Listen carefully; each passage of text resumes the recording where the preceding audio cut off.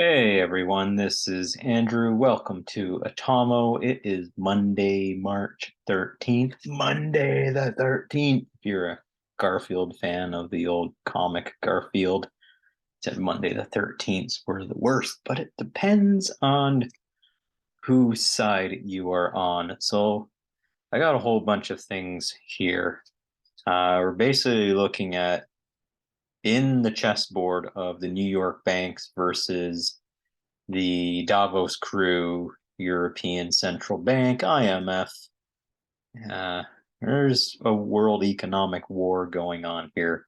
And we just saw in the United States the look like almost a takedown of the regional banking system. And there's shenanigans at play, but it looks like Powell just set the board up and just basically whatever the Davos crew do, they're going to lose their queen.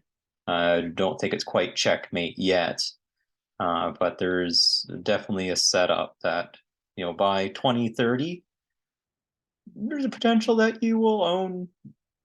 Maybe we can own parts of Europe. You can have that beach you always wanted, and the Eurotrash technocrats will own nothing. But let's play this out here. So here's a hypothesis: coordinated hit occurred on the regional banks, but this was a stress test. So think about, we don't know exactly what the chain of events are. And let me give the disclaimers. No financial advice here, no legal advice, no election fornication advice, no medical advice. Let's clear all the advice is out. Take this as, doing analysis here. Analysis could be wrong. This is just subjective stuff. Nobody's sending me any sort of secret information. It's just stuff that's happening in the public domain. You just kind of piece it together and, put together some sort of model on what's happening and see if it does something. So there's the stress test. And you saw the regional banks, the Silicon Valley Bank, for example, get crushed. And part of the reason that is these banks haven't done vanilla banking where I got quality assets on one side of my balance sheet that allows me to lend to qualified uh, organizations, individuals, legal entities. Okay, so that whole vanilla banking, you take a look at their risk assessment of the clients and you make sure you don't do too much then that you can't reasonably handle. And you had some banks like Silicon Valley Bank just went way beyond that and had all kind of products that just when the squeeze came, they popped. And so that's what happened. It was like maybe with the way that rates are raising. So let's put this hypothesis up and Jerome Powell raising rates to bring home offshore euro dollars. But where do we put them? Where do we put them? So you had this banking stress test happening, and some banks were exploding. And then here's the miracle. And Jerome Powell says, well, if you got legitimate good assets like treasuries somewhere in your balance sheet, well, then we'll offer you loans against those treasuries as collateral in order to help make your depositors whole above and beyond what the FDIC is adding. So it's like, okay. So in a previous video, I thought maybe King Diamond was going to come in and swipe up these regional banks, but he left them alone. They were at a point where he could have got them for pennies on a dollar and could have just went and then started to amalgamate them. And I think I'll get yeah. Here's the thesis here. Okay, Patriot Thesis. Let the regional banks be regional banks. And the reason that, if you think of what does the European Union want, they want the one central bank to rule them all, this complete, we talk about it in other videos, the walled garden, everything else is the jungle, and they have to be the curators of the world. And they're going to basically own a world financial system. So you don't need all these commercial banks in the USA. We'll get rid of them all. We'll have this far better, more efficient system. Those things never work. Decentralization is what built the United States, and I'm in Canada. It's not what built Canada. You have regional groups, start with your family, and that layers out. You have regional banks that will invest in regional things that the big banks just, think of the bureaucratic red tape if you only had one central bank and you just wanted to build a bridge within your community. The amount of time it would take to get that bridge built would just be blow your brains out. There's so much red tape you have to do to get the loan for that if you had just one bank. And of course, they wouldn't be set to, the people don't care about a bridge way off in the boonies of wherever you live. There's other things going on that's going to take their attention. And I'm kind of a process architect within large organizations. I see this happen all the time, that command authority becomes too big and the people down at bottom have to look for approvals rather than influencing. So bringing back vanilla banking to support the US community, Jamie Dimon let that live. That's a miracle that, just channels a Tomo, then the miracle occurs. This is the Patriot Thesis. So this is an important one. And it also sets up the ability for this Fed solution to come into play. So the idea, I don't have all the technicals for this because this stuff's happening so fast. I'm just trying to piece it together in my evenings here, that deposits are going to be made whole. Your bank management has to go. Like, they're not going to support your bank management. If you need to get these depositors made whole and you need to go and jump into the Fed TBTP, it's like too big to pivot. That's the joke that we're making. It's it's an acronym for the program that they're putting forward to help give banks, make them liquid, but they need quality assets on their balance sheet. Hence, Treasuries is the important piece here. T-bills. So it basically sets up a way that if I have these treasuries on my balance sheet and I've been doing poo-poo things with my management and the way that I run my bank, I can get a get out of jail free card. But your bond holders are out, your equity holders are out. So this is a great way to clean up the management teams of these banks while still keeping your depositors intact and making sure that all your woke, brain dead diversity hires are not running your bank into the ground. You get a second chance, okay? And that gives time for your depositors. And this is a note to depositors: is look at your banks and ensure that they're not doing stupid things with your money. Talk to them about their risk appetite. Make sure that they're doing real good due diligence on yourself. If you need to get a loan from these banks and it feels like they're running through you or running you through a bureaucratic red tape ringer and just checking out, they're doing that so for the sake of every other depositor and people that they're lending to, just to make sure that that bank has a solid business model and it doesn't get knocked out. Because, well, what else are we going to set up for? Well, the big vacuum has started for treasuries. Well, what do you mean by a vacuum for treasuries? Well, with the rates that are going up, the banks can now get 4 to 5% on treasuries. And if you have a nice set of treasuries and you get into trouble, because guess what? No pivot. Do you think you're going to pivot? You think, well, it's all done. We had the break. We're going to pivot down. My hunch is no, going to keep going because this is not about people in the USA. Well, in Canada, we want to reduce the damage to us little people. There's a high bank rates if you got a mortgage and you need to redo that mortgage at a high rate. That's going to suck. And at some point, it's going to blow out.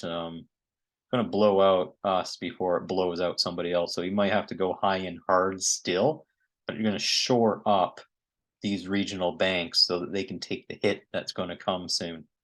I don't think this is going to let up. He's probably going to go pedal to the metal. Maybe I was thinking maybe 0 basis points in March. I'm going to let it ride. It's possible, maybe, because they were talking about 50, upwards of 50. Could still go for a 25 and say, put it at an even 5% on the Fed funds rate. Okay. So vacuuming up the treasuries. Okay, because the other thing that we have to think about here is what's our hyperinflation hedge? Okay. We can't let the pedal off the metal here because all the money that's sloshing around from the CARES Act and in Canada, I talked about this in other videos. We had about $1 trillion in spending within Canada during COVID times, which is just mind-boggling crazy, which sets us up for a hyperinflation problem. Now, if you can set up your regional banks' balance sheets to act like a lightning rod ground for these potential treasuries that are going to swarm in, you can basically grab them and send them to ground without them creating hyperinflation, because then the bank can hold them on the balance sheet, say we're just not going to release them and have them create velocity within the market. Is, oh, we know that if they turn around and say, yeah, Powell is super serious about what he's doing. He's going to keep raising rates. Basically has to tame inflation if he's talking about the dual mandate, full employment, tame inflation. Even though taming inflation on a cost push because of supply chain disruption is not the way to go. So you have to think of the geopolitical aspect that's going on here. And using the regional banks' balance sheets as conduits to dump treasuries is kind of an important part of this calculus.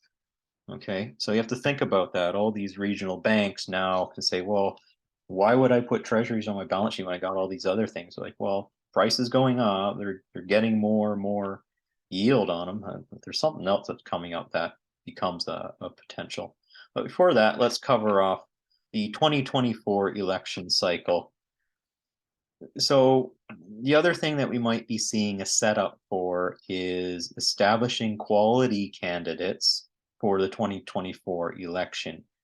Because in order for all this financial instrumentation to be set, we have to think about that the current regime that's in power in the executive branch of the United States and most of the Senate and whatnot, they're vandals. They're not looking at the best interests of the United States. Why do you let unfettered immigration in? That disrupts stuff.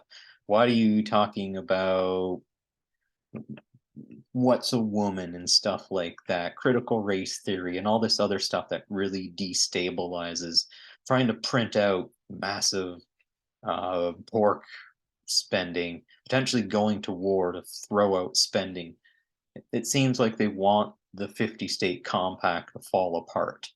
If you just look at it with that lens, and all the crazy stuff just makes sense. Heck, their press secretary sometimes can't even Canadiana can't even pronounce country names right. So we're looking for the potential of having quality candidates in the next election cycle, and they won't have the ability to slam all this stupid money into the recesses of the financial system. That's basically, you're not going to get yield on non-performant monies, which brings up Janet Yellen just got outplayed. Well, what do you mean that Janet Yellen got outplayed? So when the breakdowns were happening over this past weekend, it was Yellen was first saying, okay, well, we're not going to give any bailouts.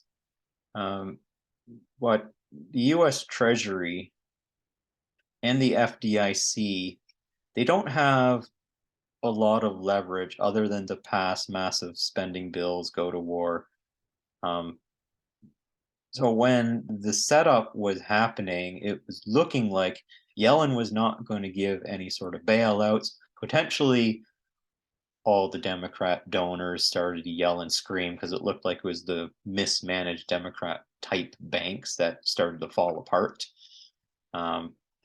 Just because of the weird, especially with Silicon Valley Bank and all the startups that they fund. Some of those startups are probably not even, most likely not cash flowing. or I don't have a very good business model. So that means, yeah, if you're lending to these and your returns of those loans have not materialized yet, your bank is at risk. And if I'm a big, Democrat person with a lot of donor money sitting in that bank, then it gets blown up, then yeah, I'm going to be yelling and screaming to my executive powers of peace saying, you got to do something about it. And because they don't want, you don't want to go back and do, oh, taxpayers are going to bail out the banks again. That would be basically Occupy 2.0 again. And that's like the have-nots basically have had it. So you can't really start to put in, like, you can't put in this sort of program, because if Yellen wanted to put in this sort of program, there could be a legal way of doing that, but then taking over control of those entities and potentially keeping their management people in play with allowing them, what they, the U.S. Treasury still has to create treasuries based on the debt, and those treasuries go out to the private market, of which the Federal Reserve is usually the one that, if they don't get sold on the auction market, and if they're going to bail out, then you're basically going to create massive amounts of inflation. So Yellen didn't have a lot of chess moves on the board here. Her queen is pinned down. So what happens is Jerome Powell comes and says, well, here's a program that I can put into play, and it basically makes the commercial banks a lot more independent. This is something to really think about, is to get out of jail free card, to get the ability to go to the Fed for loans and financing to help make themselves liquid. So it keeps the agency within the commercial banking sector rather than giving more power to the federal government. Potentially, what I was thinking is Yellen wanted the failures to weaken the commercial banking system. This would make it easier for things like a central bank digital currency to come in, because if you have less banks, then the laws that like bigger banks have enough money and wherewithal to build a central bank digital currency type system. All your regional banks probably can't do it. They would have to use it. They could not homegrown their own system. They would need to have somebody else create that system. But with so many regional banks, it adds a massive complexity layer to the implementation of such a system. And you'd want to start consolidating the banks until you got one bank, and then you legislate that bank out of existence. As long as you keep your potential legislators in the branches of government so that they can execute that game plan. So it's going to take probably another election cycle to put something like that into play. Looks like Jerome Powell just got out in front of that and gone first. So it's all about going first. Seems like people who go first and buck the ZIRP, zero interest rate, NERP, negative interest rate trends, you're on the forefront now. You've created a parallel universe for people to jump into, which brings us to the systemic issue here. Systemic issue is Jerome Powell created the arena for a systemic banking crisis. Raise really fast, got a failure. Now I can install my policy. So created the opening, got the policy in, and wasn't a lot else in order to get those chess moves put into play. So let's talk about the LIBOR angle on this one. LIBOR, the London Interbank Offer Rate, I think. I forget. I should know better. I should have these acronyms memorized, but when I do these things, it kind of slips out. But anyhow, so the USA is no longer subservient to LIBOR rate risk. So this is what makes Jerome Powell's program here a little more effective. is they don't have to worry about LIBOR coming in and blowing up his program because they have the SOFR instrument. So one of the things that you can bless, love him or hate the guy, Donald Trump, and under his administration was able to get a parallel system into play called SOFR. So SOFR is the comparable element to LIBOR. LIBOR is just a bunch of banks, like 18 banks that get together and say, rate's going to be this for today. And they knock out, I think, top four and the bottom four and average the rest of them. So if the US wanted to do something very significant, then all they have to do is just call up before they put their rates out, conspire, then put out maybe higher rates that are more damaging to the USA, and the USA has to capitulate and say, oh, no, we can't do that anymore. It's too expensive. SOFR is a market-based rate. The other thing that SOFR does, because the regional banks are now in play, that potentially what SOFR could do in the future is allow the 12 district banks of the Federal Reserve System to have interest rates that are particular to the areas of the United States, so that if, hey, I need a little bit more financing within Missouri, we got some infrastructure, maybe got some heavy factories that we want to build because, hey, a whole bunch of German factories are coming over. We want to give them a home. Hey, we want to get manufacturing jobs back in. Great way to create exports and send stuff back out and fix the trade imbalances or serve a domestic market in case China goes offline. You got to start doing that now.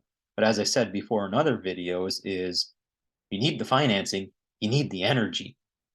Well, what had happened while all this was going on? Hey, Biden just allowed more drilling of oil up in Alaska. Weren't you all green and environmental? Well, things are changing.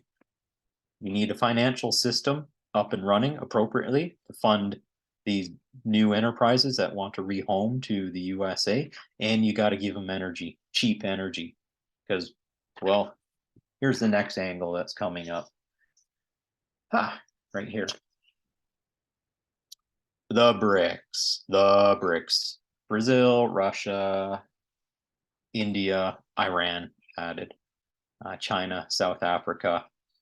What if the BRICS, and this was talked about, Zoltan Pozsar, an analyst at Credit Suisse, talked about, hey, well, what happens if BRICS decides to backstop their potential currency union, or the rubbles, Barney Rubble, caveman currencies, no, the rubles, and Chinese yuan, and put it together, and then put like gold or other resources, commodities as a backing to that currency.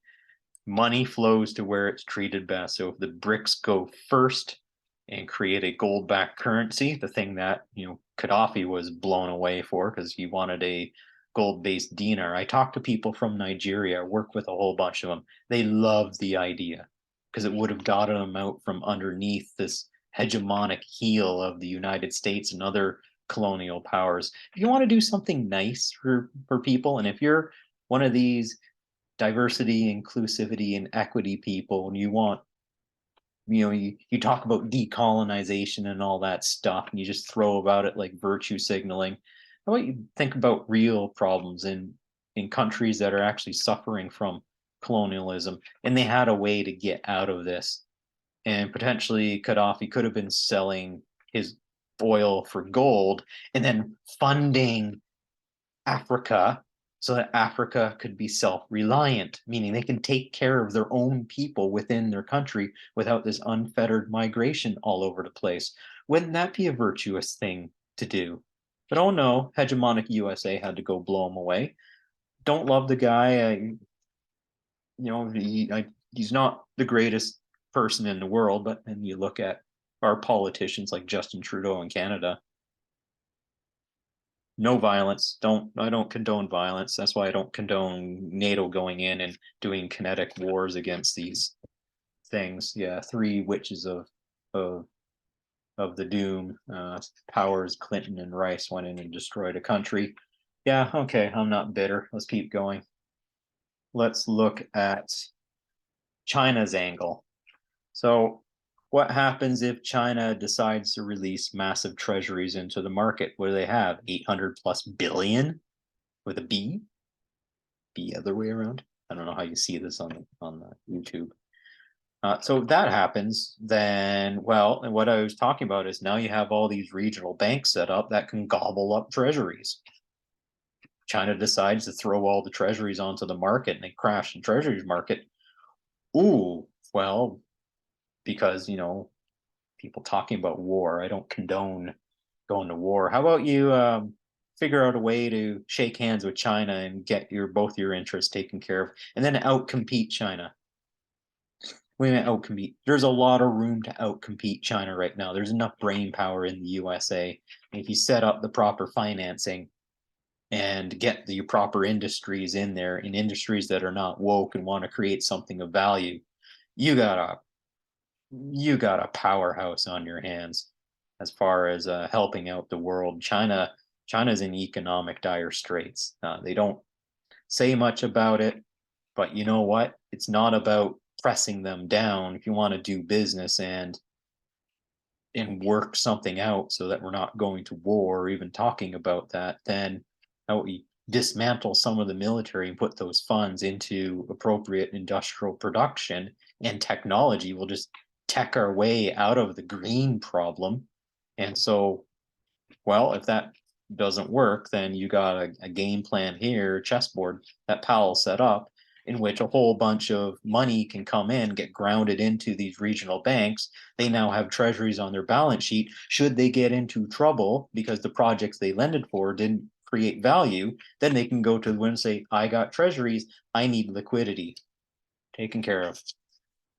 Good, that one's done. What else we got here? Japan angle. All right, what's going on with Japan? Um, Potentially, allegedly, this is something that has to be sussed out a bit, is that they're supporting the keeping the bond yields within the Eurozone at a particular level. But the BOJ, Bank of Japan, is quite aligned with what the what the Fed is doing.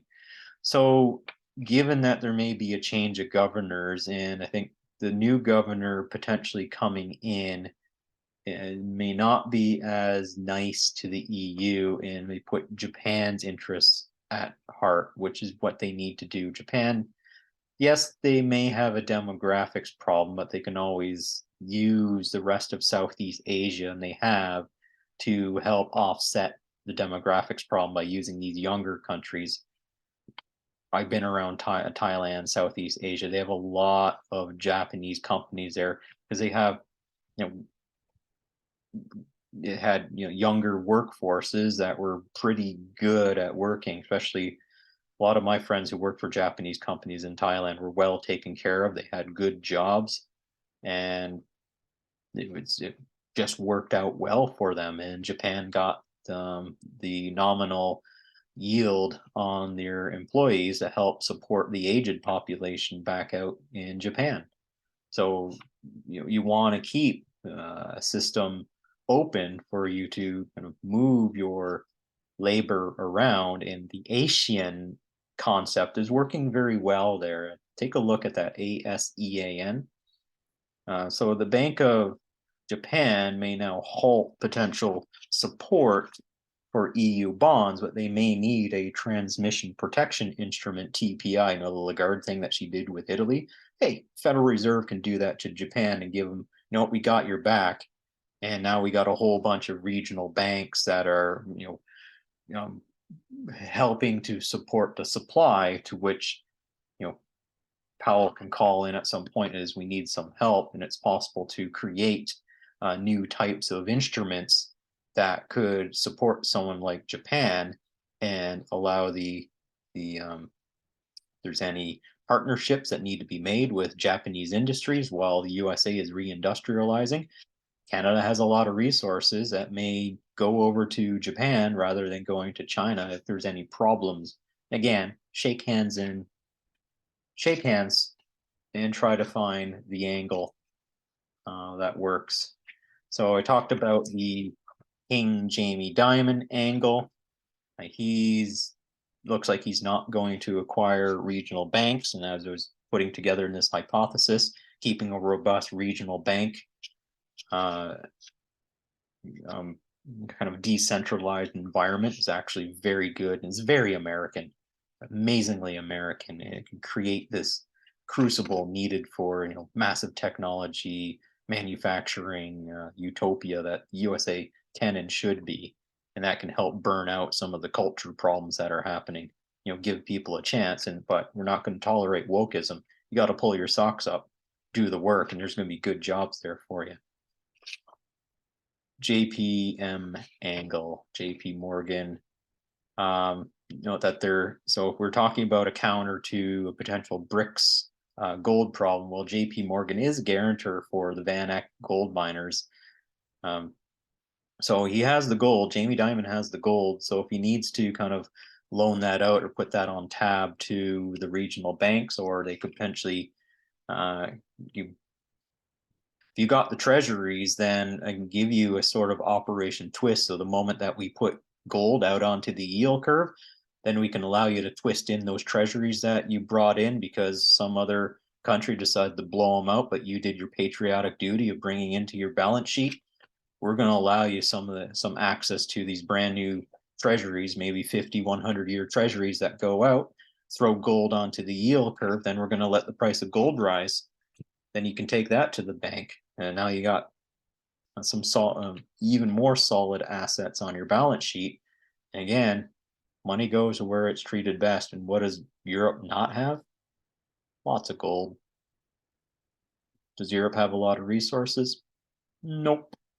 Which is why they're so bullish on trying to get the system changed, because they're just going to be talk about they're going to be the curated garden in the middle of the world. They're going to be more like a museum. So you have to get out of this kind of green energy thing and think about Germany needs to really think about saving the industrial base that it has. It's all just going to go over to the USA. Germans are not going to be happy about that. It's almost going to be like set up the World War II where they're not happy with the reparations. Again, not condoning any violence or anything, but it's just not going to taste very good. But they should be blaming their politicians for setting them up for this and understanding how much the disastrous energy policies in Europe have been.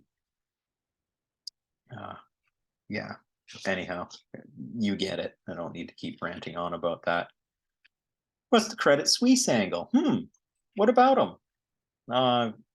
Or under Fed protection, they've been getting a break from the EU pummeling that's been going on. So my hypothesis is once that this system starts to kick up into high gear and the rates keep rising, then potentially what you have is you have an in-Europe vacuum that can start to pull in some of the offshore dollars, but put them under an umbrella that the Federal Reserve says, yeah, it's okay if the offshore dollars go under that umbrella at Credit Suisse and Swiss National Bank.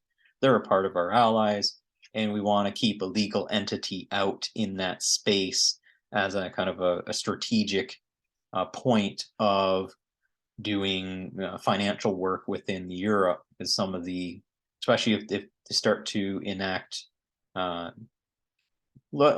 and behold, if something in years from now, Europeans start to enact anti-American sanctions against finances, then it's good to have something like Credit Suisse or Swiss National Bank let Switzerland reestablish neutrality and then see how badly the Europeans want to play with Switzerland. They did break from neutrality when it came to seizing of Russian assets. Shame on them. Again, I don't have any dog in the fight for the Russia-Ukraine thing. I just want to see it settled and done. But also, I do like the idea of Swiss neutrality. I think it's excellent to have. Yeah, it goes both ways, good or bad, but it does give you a place where if I want capital to be treated well, I'd love to be that country. It says, I'm going to treat your capital well. And you know what? I'm not going to look under the hood. I'm not going to kiss and tell on what you're doing, but I do want your business. Oh, Other things coming up here, I got something on the US politicians angle and getting to the end of it here, running out of sticky notes here. So basically the deal was, instead of letting these regional banks fail, hey, US politicians who might have been getting pulled under, you get to keep your ill-gotten gains for a bit here, okay? But you're under watch right now. FTX is blown out. So if you're playing hide and seek with your illicit campaign funds that have been routed through that, because, you know, allegedly money could go out to Ukraine and allegedly it can be skimmed off. So you only get 10% for the Zelensky guy.